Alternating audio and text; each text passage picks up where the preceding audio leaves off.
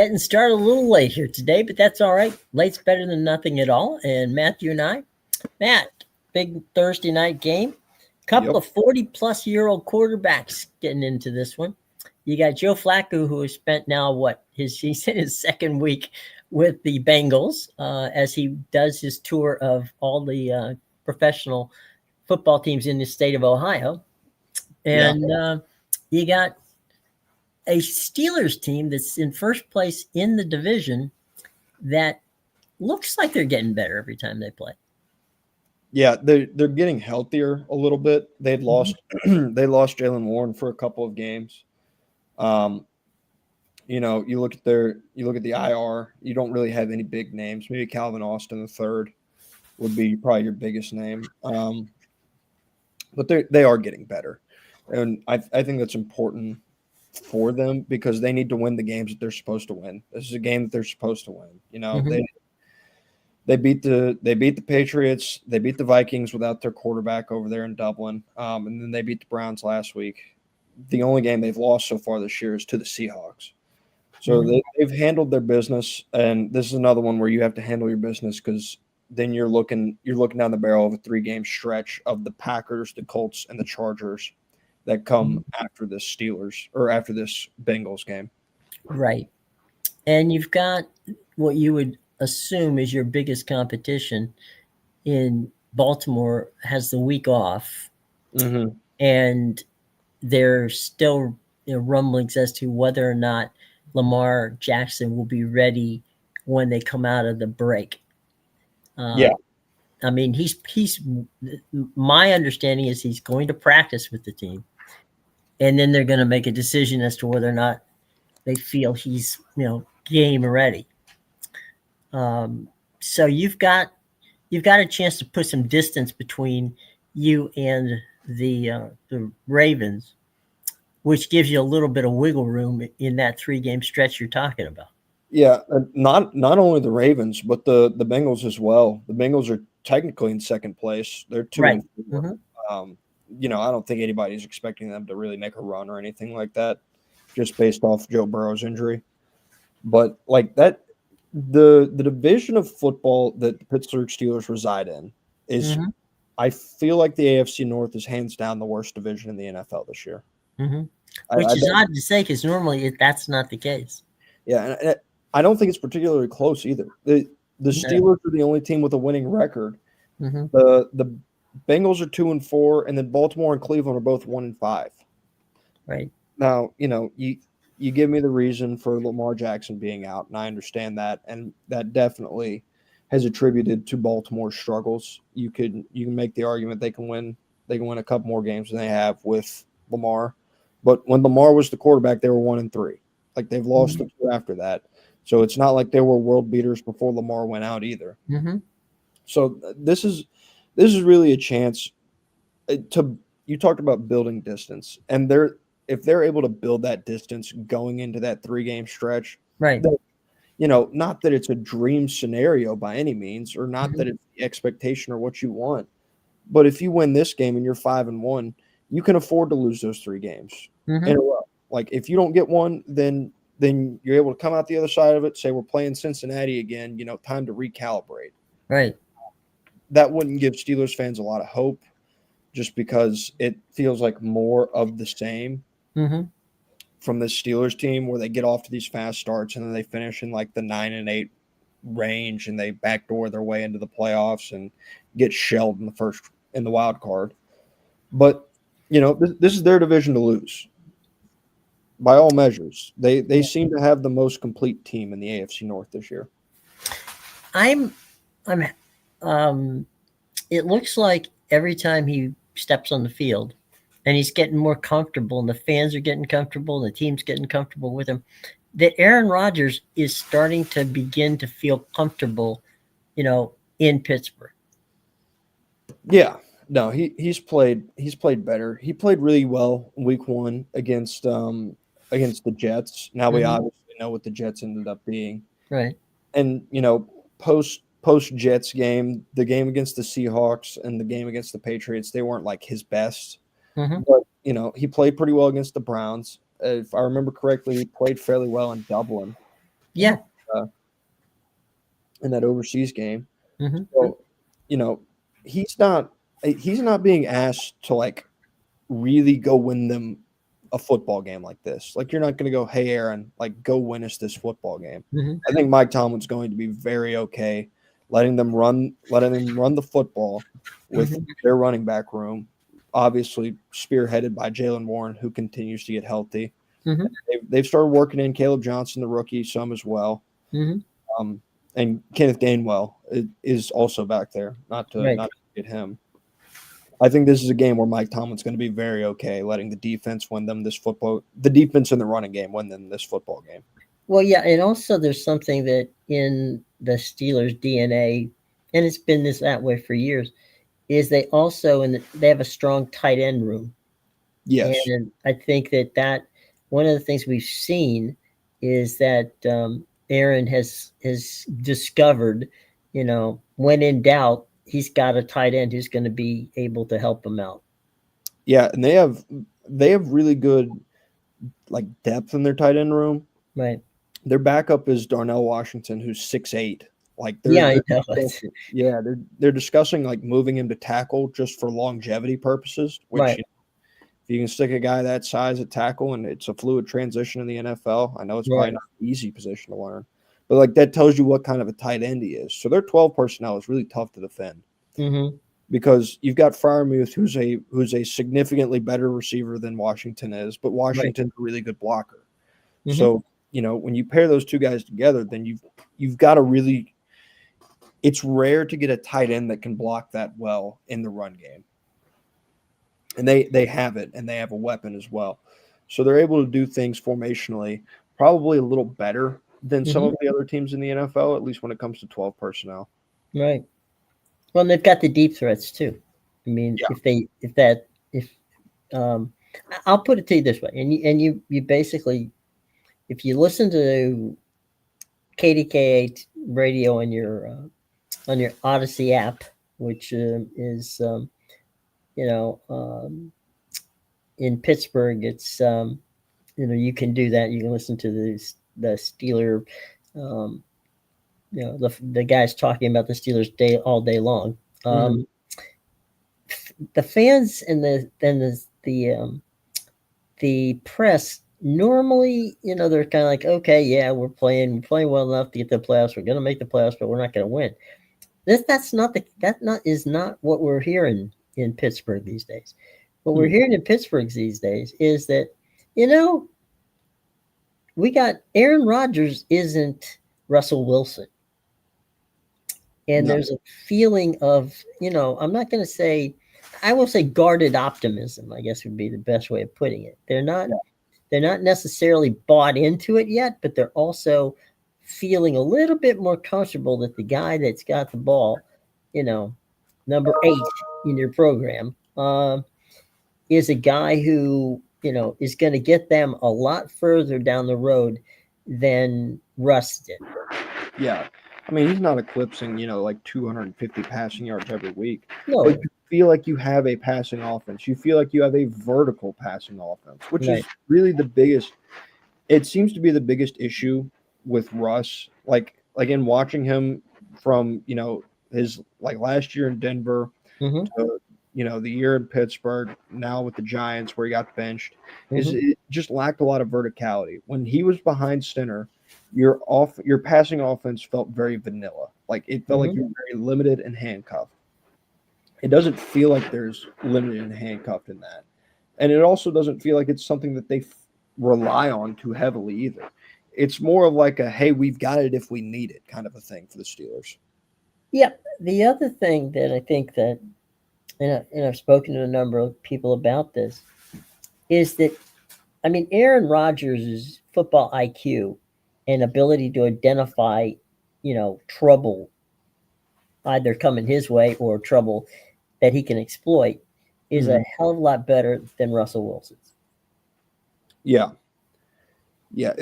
Which is weird to say because, Russell Wilson, his thing in Seattle, like what made him such a good quarterback was his mobility and really It was about his legs, but it was Mhm. less about his legs and more about his ability to navigate the pocket and still make a play downfield. And that ability has been gone from Russ for probably I'd say at least 3 years, if not from starting in his time in A Denver. little audio trouble there, bud. Your Oh, audio was a little crushed there when you're talking. So if you want to um, repeat that, that would be good. no, I said Russ is like his big difference maker from back in Seattle when he was winning Super Bowls out there was his ability to extend plays with his legs, create and Mhm. feel the pocket. Like it yes, he was a good runner of the football, but it was really more his ability to navigate the pocket and still make plays downfield. Like he did it, better than just about anybody. But that's what Aaron has better now. Like Aaron still has a little bit of that pocket mobility and the feel and when to get rid of the football. Something that it Right. feels like it's gone from Russ.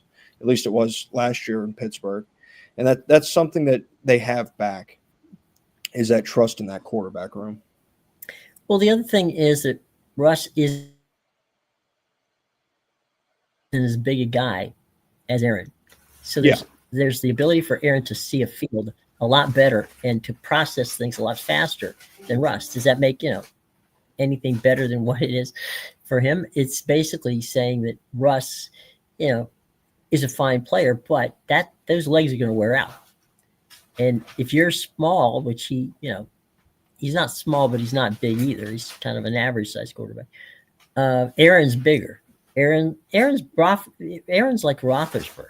Okay, he's Mhm. tall enough. He's big enough to realize, okay, I can see downfield. I can see what's in front of me. I can make that decision, and I'm going to go here because I know I can do that. Yeah. And I think that's where he benefits over.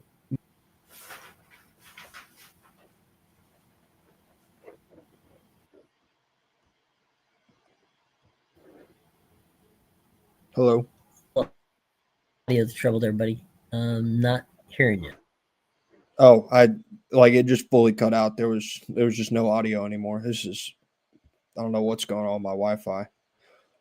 Um no, I'm very curious about like what is so intriguing about Russell Wilson. Can you hear me? I can hear you now. Yeah. Okay, okay. Just making sure it looked like it was maybe buffering there. I'm really intrigued by the whole Russell Wilson experiment and like in both Pittsburgh and New York this year. I get it a little more in New York, but in Pittsburgh last year they had Justin Fields sitting on the bench. I'm still really perplexed by the decision to move off of Justin Fields after he'd played well to Mm-hmm. Russell because it felt like they got much worse as a football team after that move. Not immediately, but down the line, it was like okay, like the honeymoon phase with Russ is over. And now that the honeymoon phase is over, we're getting our butts kicked. Mm-hmm. In New York, I get it as a sit and let our young quarterback not have to get forced into the game, which Mm-hmm. is fine. But I don't know where this belief in Russell Wilson, and I guess it's just a belief that Russell Wilson will maybe show up to your training camp and be the Russell Wilson that he was in Seattle. Well, you would think that Russ, when he went to Sean Payton in Denver, right? Yeah. That Russ was built kind of like, you know, the kind of quarterbacks that had success in Sean's offense in with the Saints, like Drew Brees, right? Mm-hmm. He was much like Drew Brees. Probably a little bit better mobile than Drew Brees, but size-wise, he wasn't much. There wasn't much of a difference. Yeah. Now, so you figure, okay, well, maybe maybe he gets to Sean and things go really well because he would fit that offense. But for some reason, it didn't work, and Sean went to decided he was going to bench him, and then it got to the point where people were like, well, maybe it's just Sean and not Yeah. Russ, and so Pittsburgh decided, okay, well, they got both those quarterbacks, with Fields and Russ for basically $3 million. So it's not like they made a major investment in quarterbacks. Yeah. So What was it like $3 million and a 6th round pick? Was that yeah, what it was is both Justin Fields and Russ had money left on them from their previous teams, from Cleveland and Denver. So basically, Cleveland and Denver were paying him to play. They're paying their former players to play for the Steelers. Not to jump it, but I believe Justin was acquired in a trade with Chicago for Pittsburgh last season. Yeah. Did I say Cleveland? I'm sorry, I didn't mean Cleveland. Yeah, he was, but there was money. Rookie deal. Yeah, he was still on his rookie deal, so he still had money on the bank. In other words, the Steelers didn't go out and spend $50 million on a quarterback. They got 2 quarterbacks for less than 5. Yeah. So I understand that. Okay, one of these guys is going to work is the theory of the case. Neither of the guys worked. Or maybe one of them would have worked if you'd let him stay long enough. But they gave up on Justin real quick. They bought into Russ. Russ didn't do a bad job, but it became fool's gold at the end. Yeah. So my situation with the Steelers is they haven't been playing Steeler-like defense, and normally, and maybe that they've had guys hurt, understood, but I think last week was the first week that J.J. Watt played, played a representative game. Yeah, TJ's had a slower start to the season. TJ, I'm sorry, yeah, JJ's in the booth. Yeah. He's actually called I think he's called. I know he's called 2 of their games already. Yeah, I was about to say I know he's called at least 2. Yeah. So yeah, they've given him a good draw on that. Mm-hmm.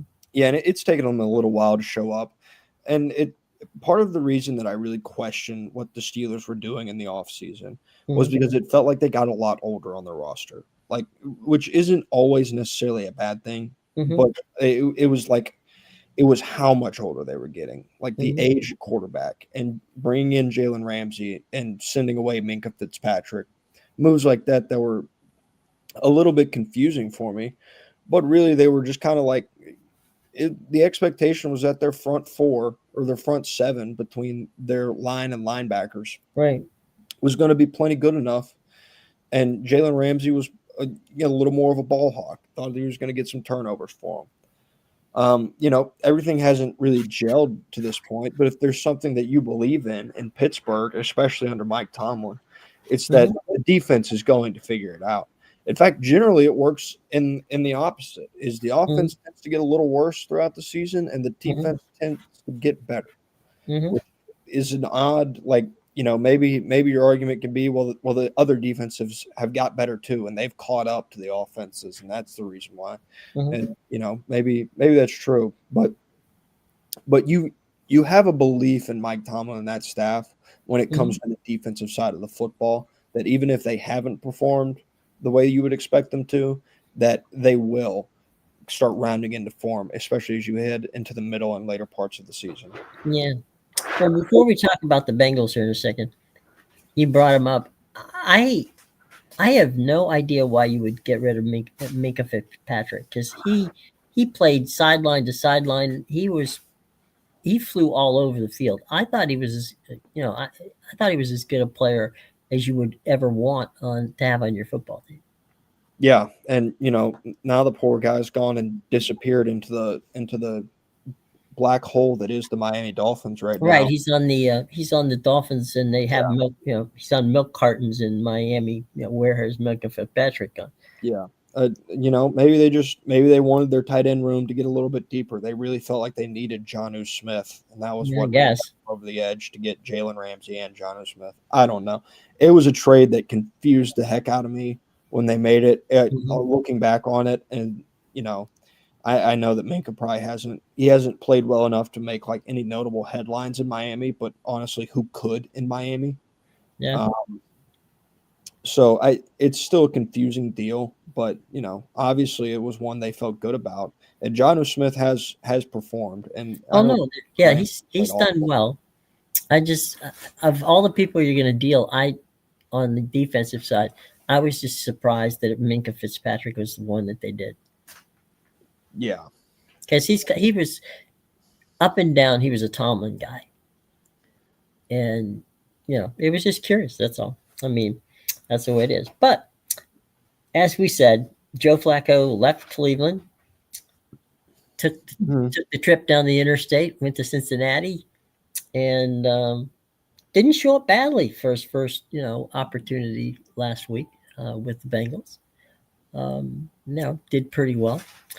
I'm curious as to, Jamar Chase. He and Jamar Chase quickly got on the same page, but I don't know that that's going to work for them tonight against Pittsburgh. Yeah. Really quickly, I just looked up Minka Fitzpatrick's stats, and based on what I'm looking at, he's doing fine for himself in Miami, even though that the rest of that defense isn't. The strategy that Joe Flacco seemed to develop in the second half of that game against the Packers last weekend was really just like, that, hey, the offense isn't working. Let's toss it up to the two all-pro guys we have on the outside, and see if they can make something happen. And Jamar Chase did. Like the touchdown that Jamar Chase caught, that's not a ball that, most receivers are going to catch. To be honest with you, it wasn't a very good ball. Right. But it was one that he caught. And, if that's got to be your offense, then there's just a certain aspect of like you're Zach Taylor right now. You're fighting for your job. Like this is for your job. The odds aren't in your favor, so you might as well start pulling stuff out. And what he pulled out in the second half was just a bunch of shots to his two best targets. And I would not be surprised if they started out with something similar.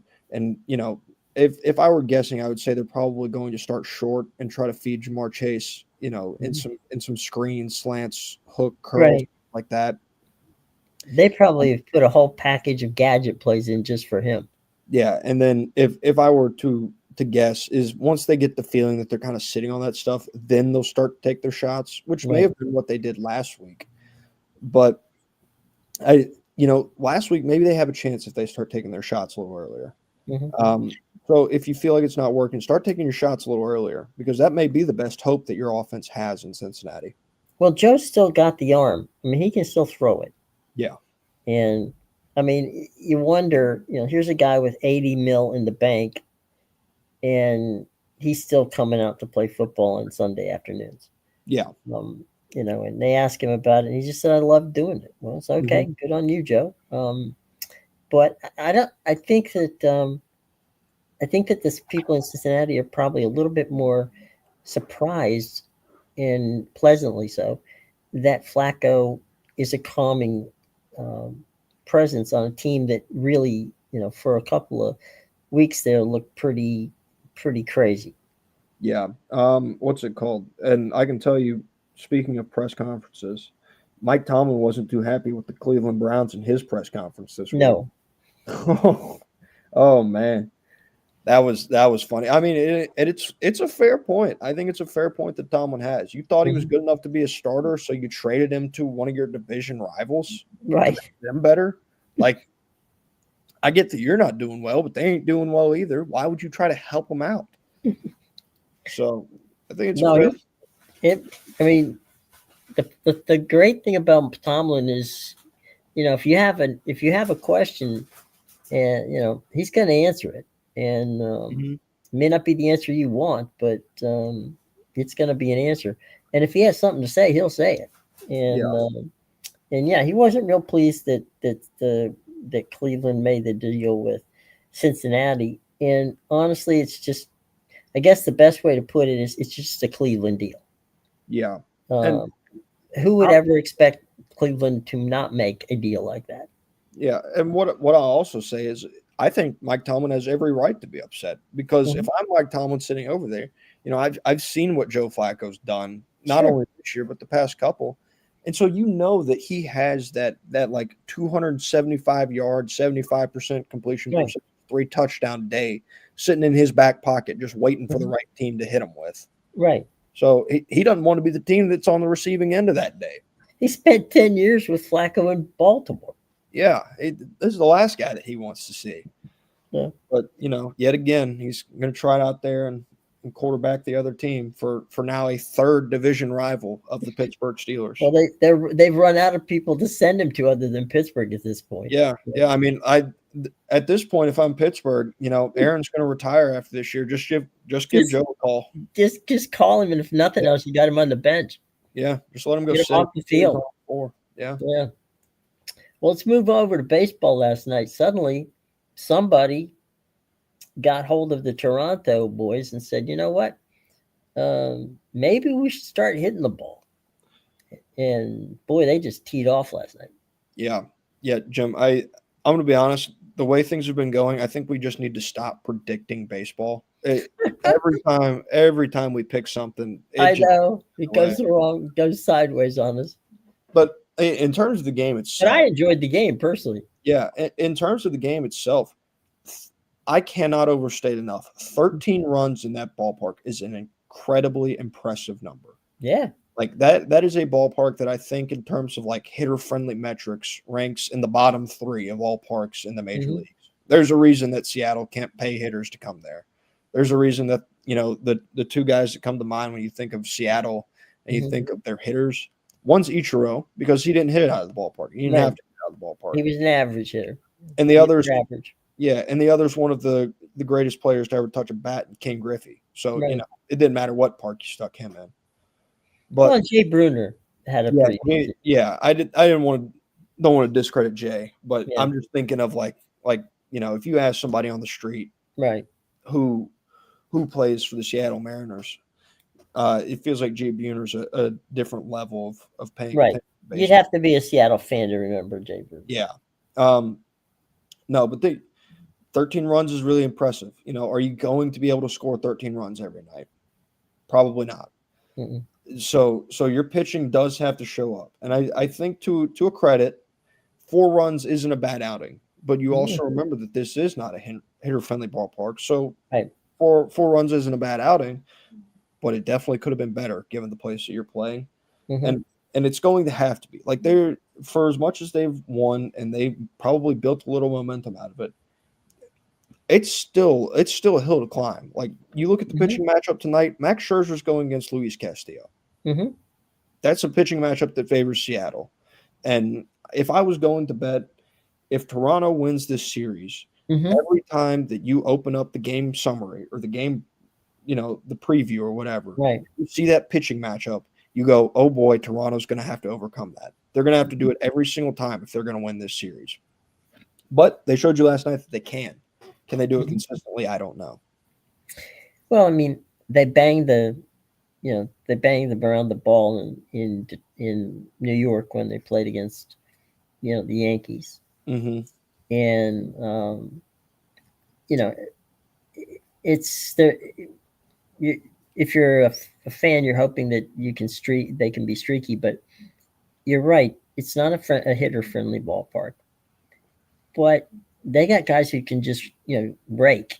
You don't have to hit home runs. They scored a lot of runs without home runs last night. But, the home runs were the ones that were, the headline grabbers. But that lineup from top to bottom can hit any, you can throw any pitcher out there. They know.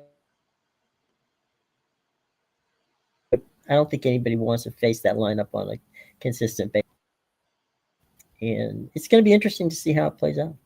Yeah, looking at the at the box score here, Toronto scored a run on every single pitcher that threw the ball yesterday for Seattle. George Kirby gave up. Out there. Vargas gave up 2.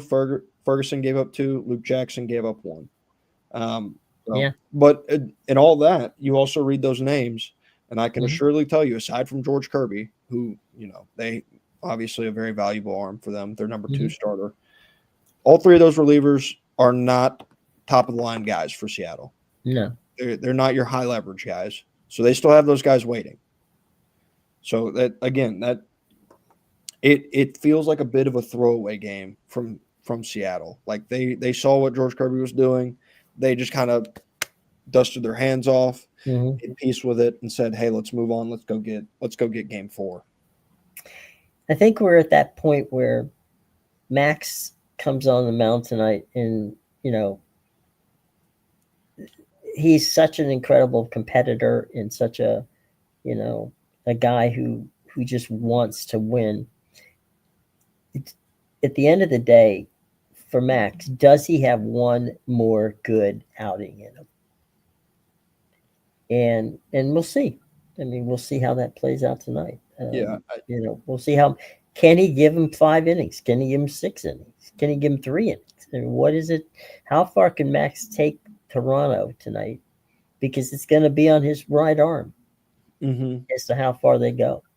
And it kind of feels like a clashing of, at least in my head, it feels like a clashing of ideologies when it comes to Max Scherzer, because you watch Max Scherzer throughout this season and you go, well, his velocity's down, his location's not very good. And then you also see the times where you're like, okay, well, his location, when his location's good, he can still be pretty good. The velocity down still matters. But then I also think about it tonight, and I know that in terms of like a mentality state, there's almost no one mentally that you want other than Max Scherzer on the mound in a playoff game. What's going to win out? Is it going to be that velocity and control? Is he going to show the significant drop off that he's had in those two categories? Yeah. Or are you getting, the psychopath that's standing on the mound and is just ready to hurl the baseball at you, and it's enough of a presence that you feel it? Because when Max Scherzer was at his best, especially pitching in the playoffs, you felt Max Scherzer on that mound. Right. You didn't want to see him on that mound. No. It was an intimidating presence on the mound. And he's just, he's not. It's kind of funny with him. You look at Max and it's like it's Max Scherzer, baseball player. You can say he's a pitcher, but he really does an amazing.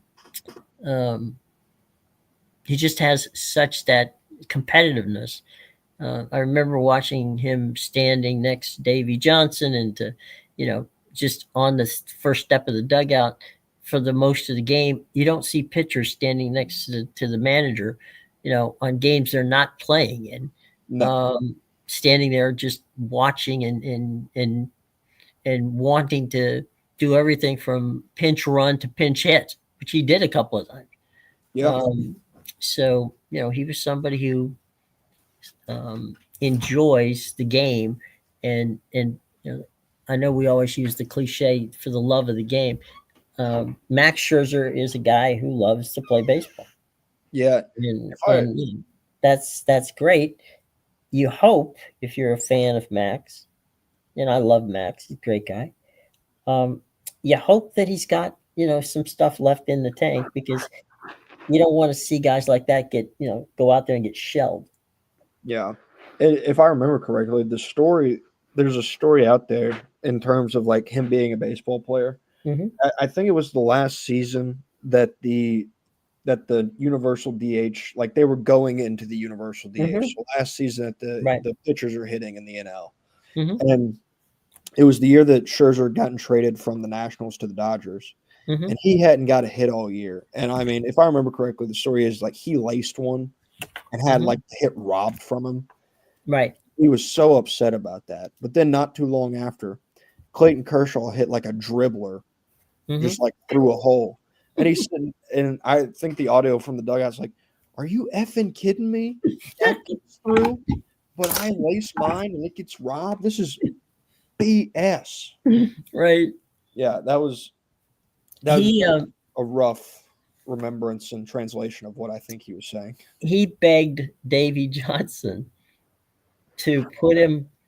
They needed a pinch runner, and if they went, they basically had used everybody in the entire roster. They had one guy left, and they didn't want to necessarily use the one less guy to be a pinch runner. So Max had been badgering Davey all the time, and Davey gave him the chance to go in as a pinch runner, and he was at second base, and there was a ball that got, the pitcher spiked the ball, Yeah. And Max ends up at third base. And, everybody on the bench is like cringing, going, what's going to happen? Mm-hmm. And so he scores on a fly ball. And it turns out to be it wasn't a walk-off, but it turns out that was the winning run. So after the game, they're talking to him, and he said, when the guy released the ball, I knew it was going to be, I've seen that pitch before because I've thrown that pitch before. He said, I knew that wasn't going to make it, so he just bolted. Mm-hmm. So he was going to attempt to steal that base, even if the ball had not been spiked. He thought the guy, because look, I've seen that guy pitch. I knew that was the moment it left his hand, it was not going to make it to the catcher. Yeah. So that was his one attempt, allowance to play pinch runner. But he's a guy who is a competitor, and that's what you want on your team, is a competitor. And so now tonight, we also get the Dodgers and the Brew Crew going to Chavez Ravine, and that ought to be a fun game too. Yes, it should. I was seeing, I think Aaron Ashby is currently the Brewers listed starter. Is Rasmussen pitching? I don't think so. So on one of the pages, I'm scrolling through the ESPN app right now, Mm-hmm. and on like their ESPN bet tab, it's got Aaron Mm-hmm. Ashby listed as the starter, and then you click on the game and look at the preview, and it's got undecided listed under the Brewers. Hmm. So I don't know who the Brewers are going with. If I were guessing, I would say it probably is Aaron Ashby.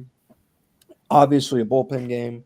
And I was looking through. Aaron Ashby's pitched in all but I think one of their postseason games so far. Hmm. And he's been pretty good outside of he gave up 3 runs in about 2 innings to the Cubs in game 2, I think it was. It was a game they won. So he's been solid. But when you're going up against Tyler Glass now in LA, you need a little more than what he gave you last time he was your opener, if he is your opener. Mm-hmm. Regardless, we talked about it. We said we thought these series were going to wrap up. Obviously, the Blue Jays came out. They played very well last night. Not necessarily killing the prediction, but definitely giving a little pause to the thought. Yeah, putting a harpoon inside of it anyway. Yeah. I have a really hard time figuring out how the Brewers are going to win this baseball game if they don't score 10 runs. Like Tyler Glasnow can give you 8 innings.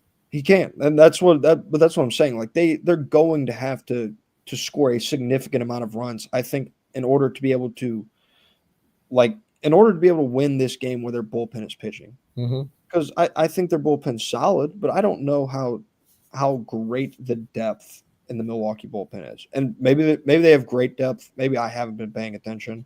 Bullpens are. It feels like they're.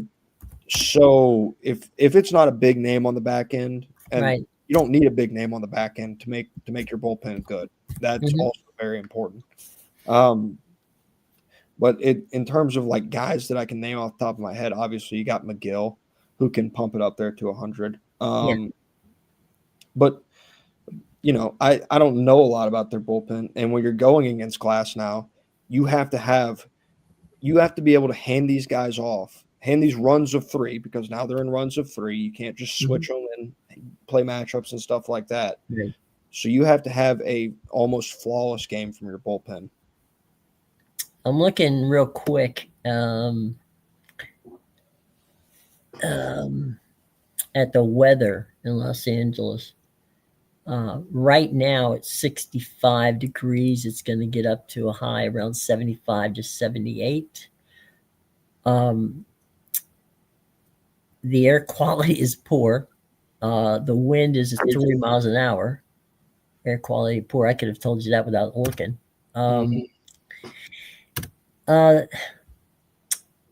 Dodger Stadium plays better home run wise in the daytime than it does at night. So, but that being said, this time of year you get that marine layer starts to roll in earlier.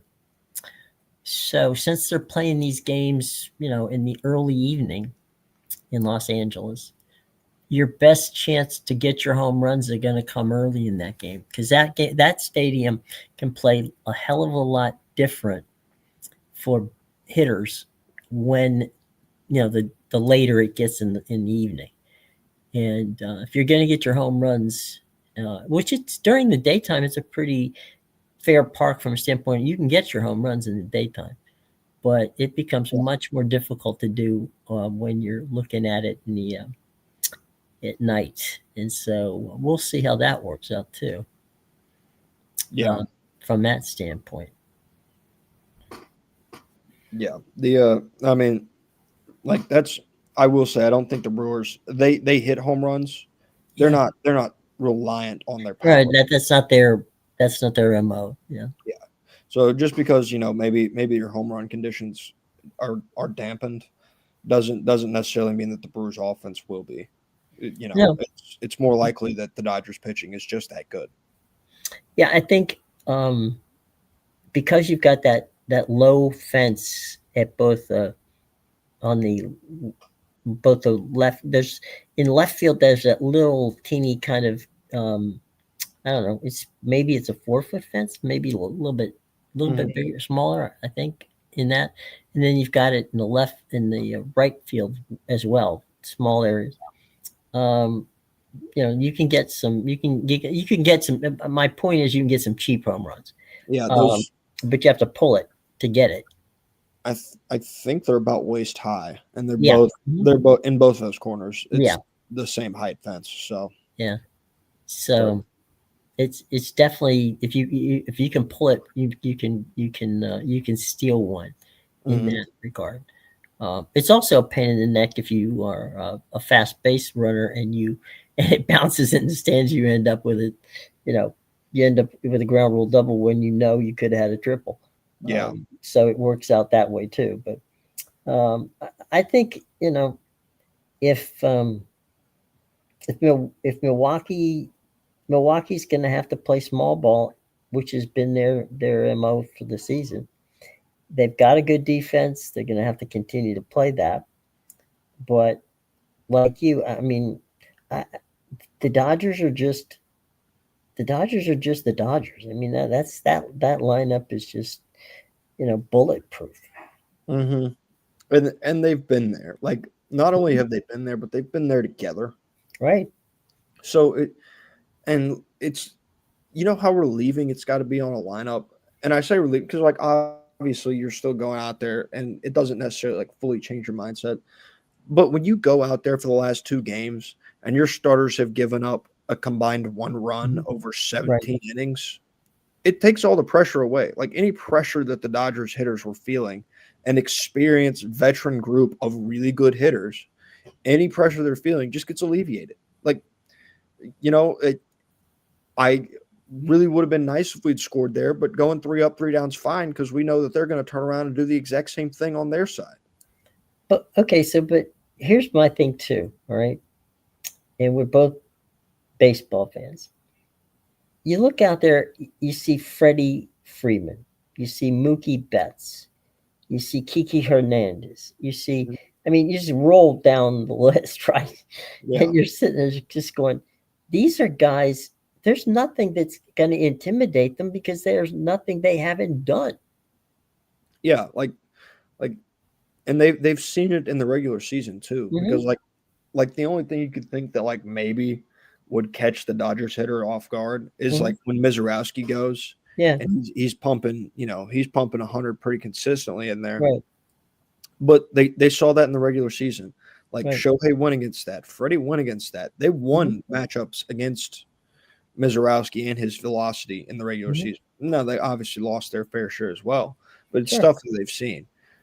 But what I will say is like Freddie Freeman talked about it in the regular season. I remember hearing a quote from him. He's like, you can't game plan for 100. Like you can't, there's no prep, there's no game plan. 100 is 100. You got to be ready to catch up to it. Now, obviously that's not what's coming out of them tonight, but they're just such a well-prepared, deep veteran lineup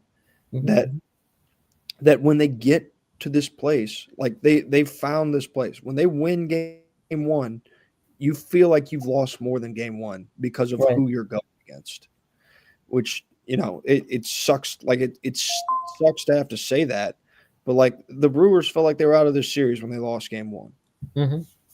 For all intents and purposes, because you had Yamamoto going game two. Like you knew their pitching could match up, and when they won game one, Mm-hmm. it's like, well, who do you trust more in game two? It was Yamamoto, and it was right. And that's going to be now their pitching matchups again. Like you turn it back over. We talked about it in Milwaukee and Seattle, where we talked about it in Seattle and Toronto, where Toronto feels like they're looking up this massive mountain because every pitching matchup they're not going to be favored in. Right. Same goes for the Brewers. Like if they're going to turn this around, they're not going to have a favorable pitching matchup because the only favorable pitching matchups they would have gotten would have been, their 1 and 2 guys being a little bit better than the Dodgers 1 and 2 guys. And what they showed, you're not going to get much better than the Dodgers 1 and 2 guys. Well, and the funny thing is, and we talked about it, that we thought, okay, well, if they can get, 5-6 innings out of Blake Snell, that'll be great. Mm-hmm. They got 7 innings out of, or 8 innings out of Blake Snell, and then they get 9 innings out of Yamamoto, and there are people in baseball who will tell you that Tyler Glasnow's possibly their best pitcher. Yeah, when he's healthy, he absolutely has the argument to be. Mm-hmm. Like what he can do velo-wise, paired up with what his breaking stuff looks like, absolutely he could be considered the best pitcher on the roster. How much is he going to give them? Mm-hmm. I don't think he's in a spot where he's going to give you that. Like I don't think health-wise he's really in a spot where he's going to give you 8. Mm-hmm. I just don't think that's where he's at. But I don't think they need it. Like the Dodgers bullpen is their weakness, but also you look at the names on the back end, you're like, okay, it's their weakness, but they got plenty of name brand guys back here that if they find it, we're in trouble. Right. And, who's to say that they won't find it? That just feels like everything's when you roll the dice, the Dodgers are getting exactly what they want every time. Mm-hmm. So it feels like it's just such talent-wise, it feels like you're facing a rather insurmountable gap for Milwaukee right now. Well, and the other part of it, and we can wrap it up with this, is that you look at that Dodger lineup, and that's impressive. But you also look at Dave Roberts as their manager, mm-hmm.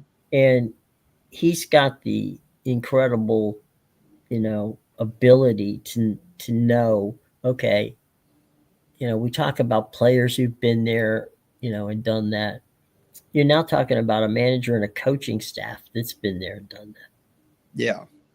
And it's hard to explain to people how important it is that you have this veteran roster, you have this pitching staff, you have this coaching staff, all of whom have been there, done that.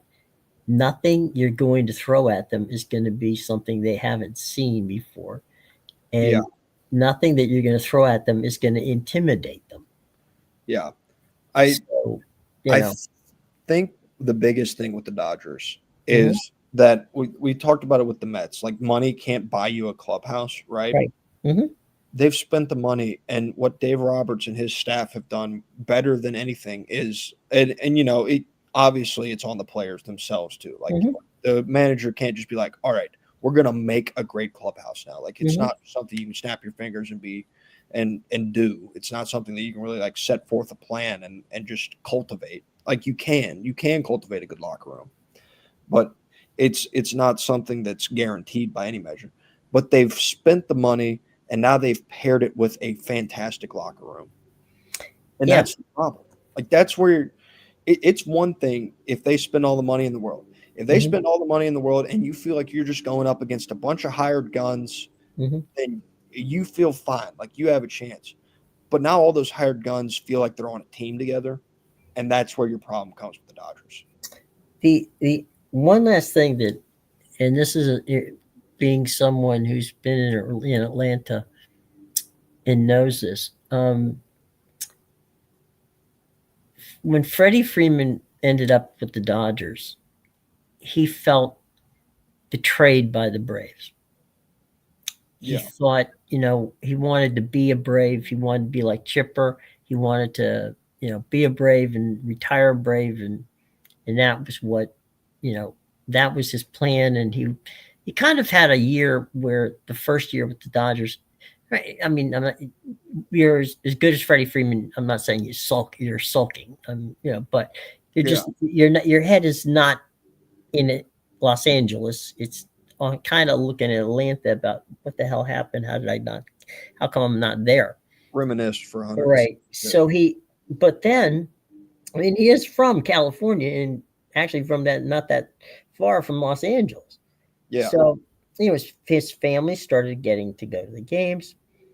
His father hadn't really gotten to see as many games as, as he had, would have. And all of a sudden, Freddie Freeman is becoming your clubhouse guy, which is what he was in Atlanta. And then you get him with Kiki Hernandez, with Teoscar Hernandez, with Mookie Betts. And all of a sudden, this is a tight group. Yeah. And they are all pulling in the right direction. Then, of course, there's that tragic situation of last year where, Freddie's, child had issues, and he left the team, and the team supported him from a standpoint of, they wanted him to go. Nobody was, arguing about, what are we going to do? Hey, Freddie, you're leaving us in a playoff chase. How dare you? Right. Everybody was, stopping by the hospital on a consistent basis to make sure that his kid's doing fine and the family's doing fine. And when it came, and the front office never once said anything other than what can we do to make it better for you? Yeah. And they came out on the other end of that. And, the good story about his child being much better and actually even being able to go to the World Series, which is phenomenal. And they even set up a locker next to Freddie's so that his son could come in the locker room and suit up with his dad. Mm-hmm. And they had, the players in there. It's a family. It's become a family. I mean, we're talking about wives and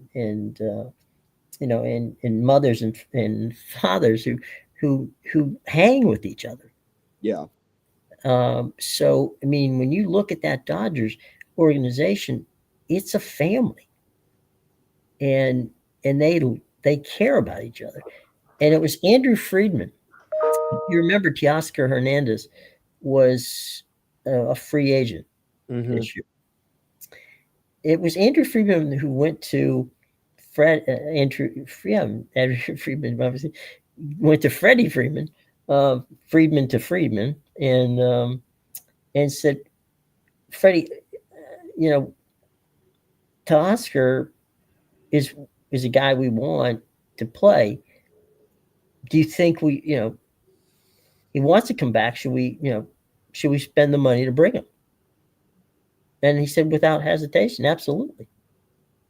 This is the guy we want him on. We want him to be with us. Because we know, when the money's on the table, he's as good a clutch hitter as there is in baseball. Yeah. And so again, Teoscar Hernandez turned down more money from 3 other teams to stay with the Dodgers.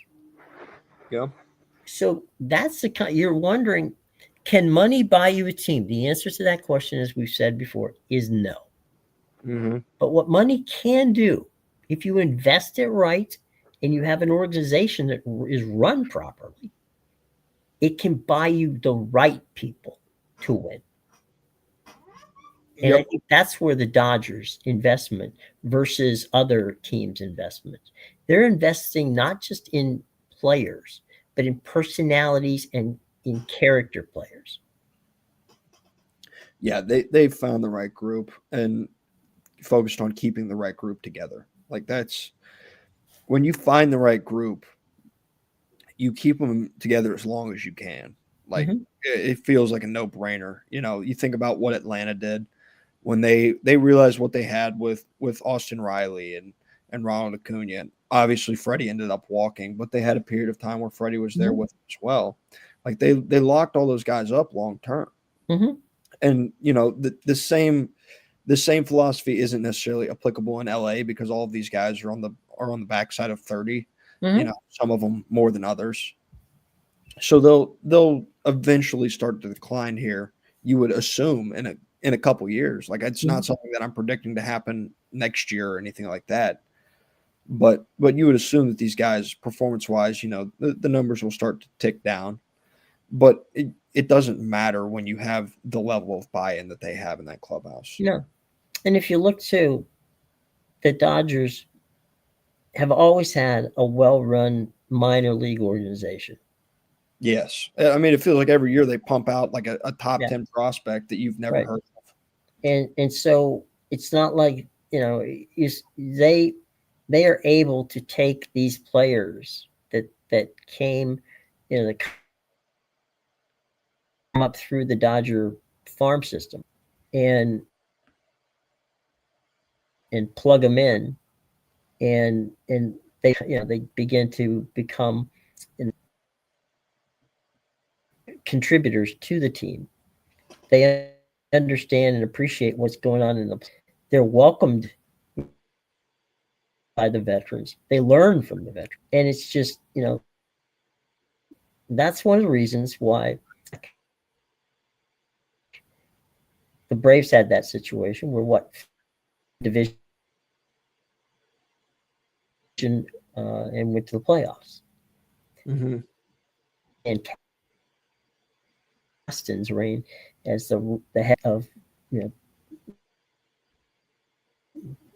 Stan was the president and John was the general manager and head of baseball operations. If you look at Los Angeles, they've won.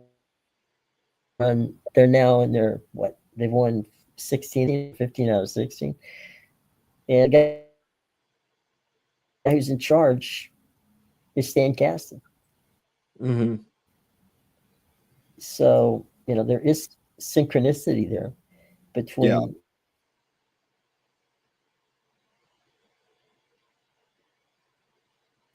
versus who run organizations in sports.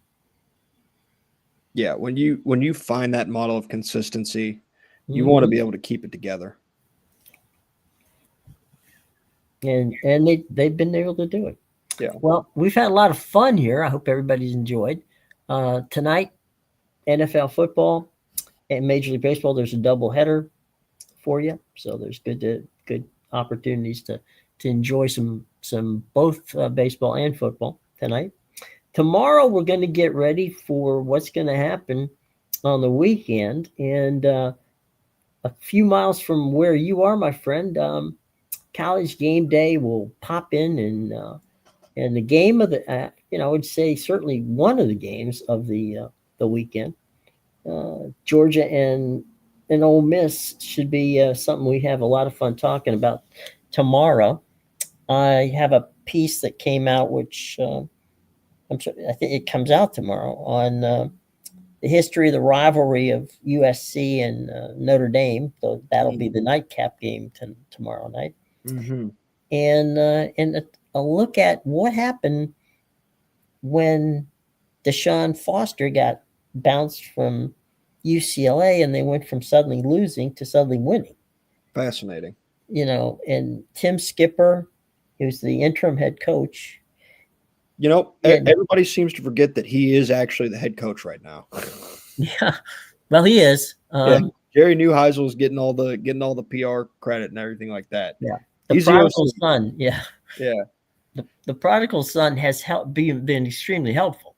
Yes, but the guy who runs the show is Tim Skipper. Yep. And I think together, they've got a football team that believes. Now, Harper, no expectation that the UCLA Bruins are going to win the Big Ten conference this year, but or for that matter that they can make it to bowl eligibility. But there is hope there, and I think that's something we can have some fun with tomorrow. They play, they meaning UCLA, plays a Maryland team that's and they've last two games, They haven't looked good in either of them. And they have to go out to Pasadena to play UCLA, and there's no reason to believe that isn't a winnable game for UCLA. Yeah, I mean the way they're playing now, it absolutely is. They got a couple of tough wins. Next week they go to Indiana, and then they'll come home and play, and then they go back out on the road to Ohio State. So they have two more pretty rough ones to play. But yeah, if they could end up this season win 5 or 6 games after how they started, if the athletic director out there doesn't sign Tim Skipper to a contract, then he's a fool. Yeah, if they find a way to make bowl eligibility after how they started the season, bring everybody back. Like, yeah, retain the whole staff. Obviously, that wasn't the issue. If you're able to turn it around like that, so right. Well, the way I looked at their schedule, and if I'm not wrong, which I have been, they would have, I think, to get bowl eligibility. They certainly could win any one of the games they have left that isn't against an Indiana or an Ohio State, but that only gets them to 5. Mm-hmm. So they would have to knock off an Indiana or an Ohio State to get to 6. That's why I'm saying if you can get to 5, given the way they started, that would prove to me, you know what, we've got something to build with here. Yeah, absolutely. So that would be a fun situation, and I'm rooting for Tim Skipper. I think that he was incredibly overlooked.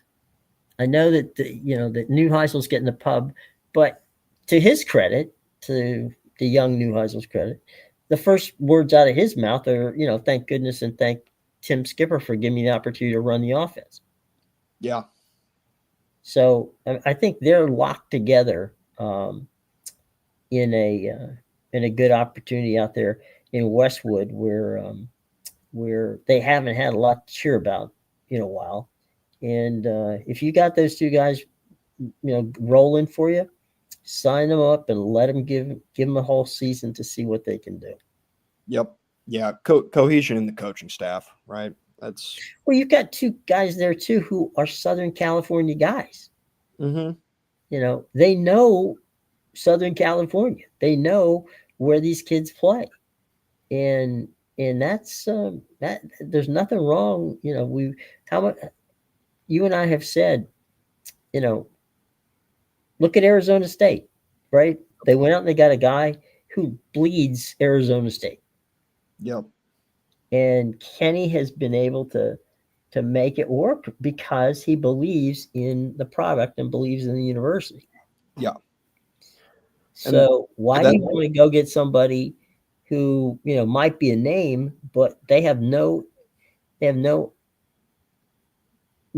roots in the area that you're bringing them to? That's what I think is big about the staff, and not to speak, like I said, Jerry's getting all the press right now. Mm-hmm. So not to dismiss Tim Skipper or anything, because I just haven't seen the same type of thing done with him. But I think it was somebody with like the UCLA social team or whatever. They did like a walk and talk interview with Jerry Neuheisel, and he said his dream was to be the UCLA head coach. I don't know if that was recent. I don't know if that was before all of this started, but regardless, it's very clear that he's a guy that loves UCLA. I would assume the same for Tim Skipper. To be able to hold out and take this job and turn this team around the way he has. It takes a lot for a team coming off of their coach's firing to bounce back the way that UCLA has. Well, think about for a minute when we're talking about Neuheisel, right? He was a ball boy when his dad was coach. Mm-hmm. He spent 5 years, around that program at a young age. Think of, when you and I and others, we all have our, childhood around, whether it's family team or whatever, where the family meaning the team, the family follows the team or however. But your dad's the coach, right? Yeah. And you have all this access as a kid to this school, to the university, to the players, to the to going out there to Westwood to practice and all that. And now you're a guy. You're one of the guys. Yeah. You're running that offense, man. That's your offense. That has to be a dream scenario for Tim. It's got to be I'm sorry for Neuheisel. For Tim, he's a guy who also is a Southern guy. He's not a USC guy, but he's a Southern California guy. Yeah. He knows where the bodies are buried out there, and he and Neuheisel both have got the kind of personalities that can get you what you want in the way of the quality people.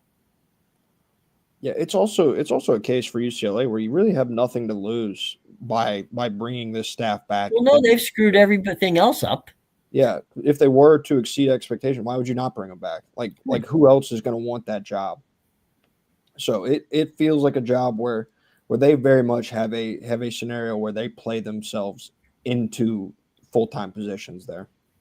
Well, think about this before, and I don't want to drag it out much further, but think about this. Think Chip Kelly left that job to take a coordinator's position. Yes. Now, Chip Kelly doesn't leave jobs. Nope. They pretty much had to kick him out. Yeah. Well, basically, they pissed him off so much. Definitely, he just left. Yeah. He goes to Ohio State to take a coordinator's job. And I think, if you look at it, if you'd looked at that move a few years ago, you had said, well, maybe he sees the writing on the wall. He wants to be in the Big Ten. He feels like maybe this is like a step up for him. It's the same conference. He jumped from one school in your conference to take a lesser position at another school in your conference. Right. So the only way you can view the only way UCLA should have viewed it is like, hey, this guy left us for a downgrade in position. Now, you talk to people in the public, I myself think higher of the Ohio State offensive coordinator job than I do the UCLA head coaching job right now. I think Ohio State's offensive coordinator is a better job than the UCLA head coach. Yeah, but let's go back for a minute. This is Chip Kelly. Okay. Chip Kelly, no matter where he coaches, whether it was Oregon where he was, a god, translated that into Philadelphia, that didn't work out. Ends up going back into college and then ending up at UCLA. Chip Kelly, that's basically Chip Kelly giving up on you, meaning UCLA, saying, you know what, there's nothing out there for me as a coach that gives me the feeling that I'm going to be able to succeed here because these morons can't figure it out. And you know what? I just had it. So he goes and, works for somebody who worked for him. Yeah.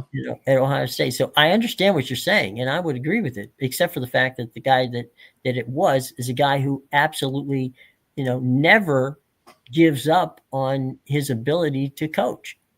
No. So the fact that it was Kelly, to me, would have, the first thing I would have done, if it were me, the first thing I would have done is fire the athletic director. Yeah.